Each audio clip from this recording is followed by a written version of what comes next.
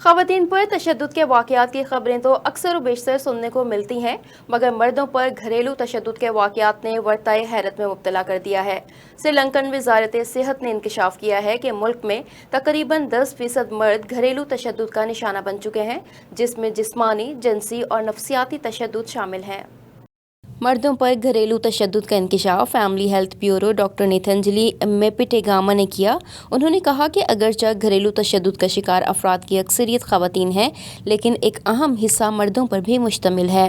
Family health bureau Matthew रोपियासा के तहत घरेलू तशद्दुद पर काबू पाने के इक़दाम के तनाजुर में एक 24/7 हॉटलाइन मुतारिफ़ करवाई गई है। ये इक़दाम घरेलू तशद्दुद से वसी पैमाने पर निमटने के लिए मुफीद साबित हो सकता है। मुतासर अफराद के लिए मुआविन माहौल को फ़रोग़ देने और बाइख्तियार बनाने की कोशिश के तहत इस प्रोग्राम का आगाज़ किया गया है।